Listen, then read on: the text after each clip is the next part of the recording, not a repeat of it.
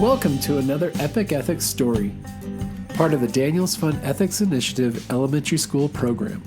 As you listen to the story, consider the 4 awesome questions, inspired by the Rotary 4-way test. Is it true? Is it fair? Will it build friendships and community? Will it be helpful to those involved? Stay with us after the story for some thought-provoking discussion questions. And now, The Half-Boy of Borneo, a Borneo folktale. Long, long ago on the island of Borneo, in the village of Tambahilar, there once lived a boy who was the dread and worry of all who came in contact with him. This was because he was only a half-boy. Somehow, sometime, somewhere, he had lost his good half. Now he was merely his bad half. And the bad half was always doing bad tricks. A woman in the village might be doing her washing in the shallow part of the river, pounding the clothes with a stick to get them clean. Half-boy, who only had one hand and one leg, would hop by on his one leg and spatter mud all over her newly washed clothes. Another woman might be spinning. Half-boy would slip up behind her, and with his one hand would tear the wool off the spinning wheel. A man might be picking fruit, and Half-boy would pelt him with coconuts. When Half-boy played games with other boys, he always seemed to find a way to spoil their fun. The women of the village called Half-boy a pest. The boys jeered at him behind his back and threw sticks at him, and the men scolded him and chased him off their fields. As Half-boy grew older, he became more and more annoying to the other villagers. They were almost ready to drive him out of the village. There was only one young woman of the village who felt sorry for him. She believed he might change. One day the young woman said to him, "You are only half a person. I am sorry to say, you're only the bad half. Somewhere in the world is the other half of you, the good half. If you will go away to find your other half, and then come back with it, and let it live with you, I will marry you." Half-boy was surprised. He could hardly believe what he had heard. He even hopped away as if he had not heard. But later he came back to the young woman and said, "You are the first person who has ever said a kind thing about me. I will do what you say. I will start tomorrow, and I will never come back until I have found my good half, and I am a whole boy." Next morning, with his spear in his belt, Half-boy started off. But where could his other half be?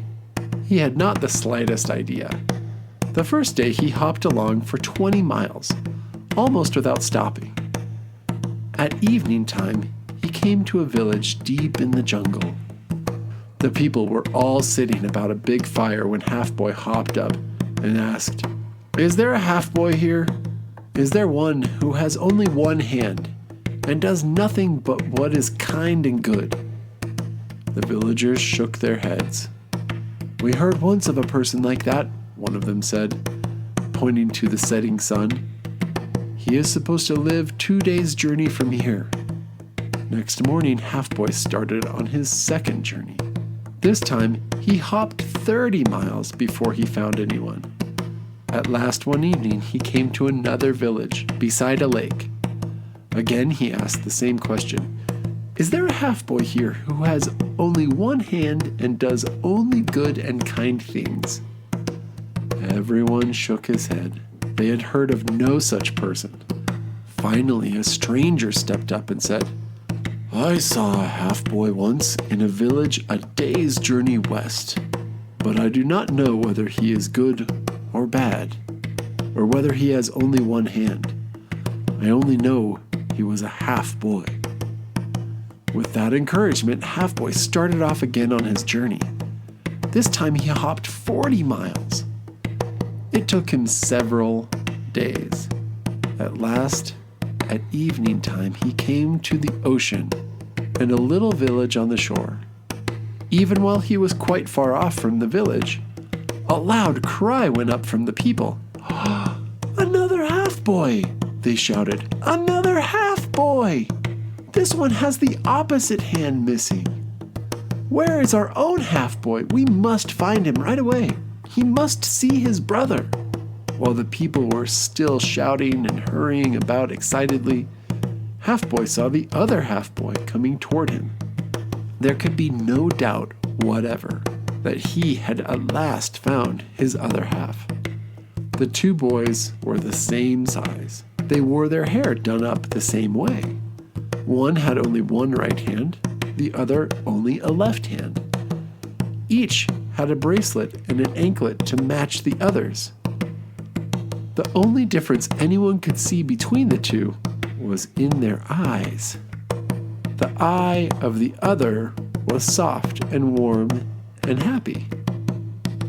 "Brother," said the bad half-boy, "I have come a long way to find you."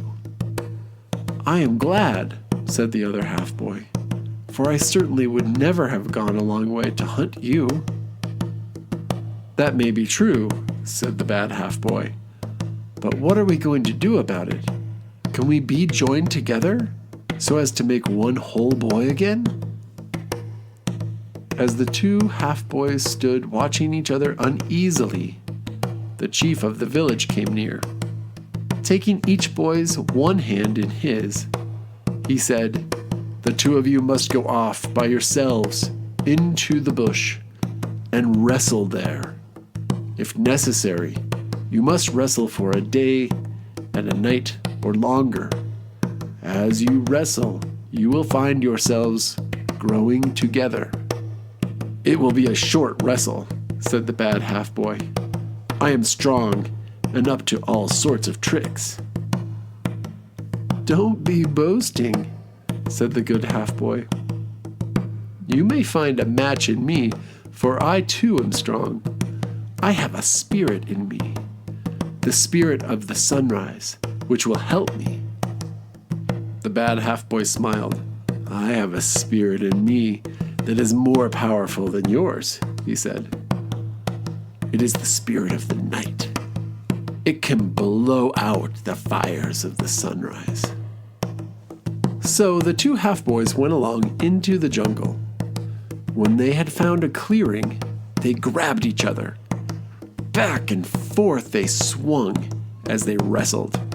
All night long they struggled. At sunrise, the good half-boy was clearly the stronger, but they still wrestled on. By sunset time, when it began to be dark, the bad half had got the upper hand, but they were not ready to stop. All the while in the village, a heavy storm raged. Lightning flashed, thunder roared, and rain flooded the land. The villagers said to one another, "Those two half-boys are not the only ones who are fighting. The stars are shooting their silver arrows at each other. Listen to the north and south winds. They are wrestling together in the palm trees." Finally, the next morning, at sunrise, all was calm. The birds were singing, the wind went to sleep in the palm trees, and when the people of the village went forth from their huts, they looked out toward the jungle, and behold, they saw a beautiful boy coming toward them. He held his head high and was looking in the direction of the rising sun. "The good half must have conquered," said the chieftain of the village. "The two half-boys are now become one person." The people shouted for gladness. They ran to the young man and asked him to come and live with them in their village. He shook his head. "No," he said, "I shall go back to the other village, where my bad half has been living. I must find the maiden who believed in me and marry her." After thanking the chief of the village for the help he had given, the boy with two halves said goodbye to all the villagers. He started off again alone. After some days, he finally reached his own village, but his old neighbors did not recognize him. They thought he was a stranger.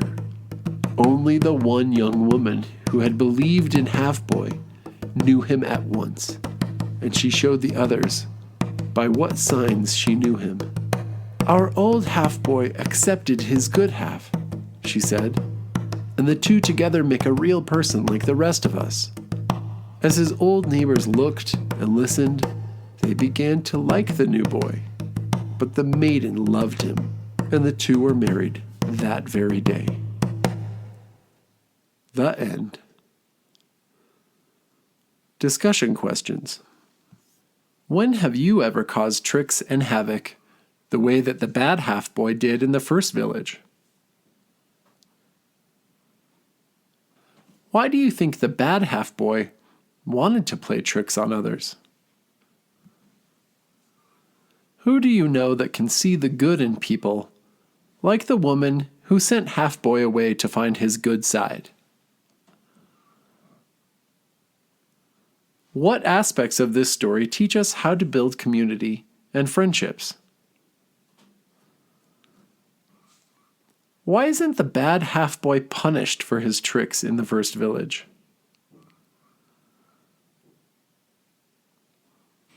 What can you learn about yourself from this story?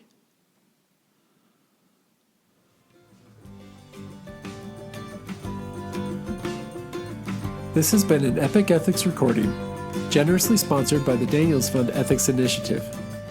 We'd also like to thank Colorado Rotary District 5450 for your service above self and support of peaceful schools. For more information about the Epic Ethics program, or to bring this program to your elementary school, contact us at www.epicethics.org.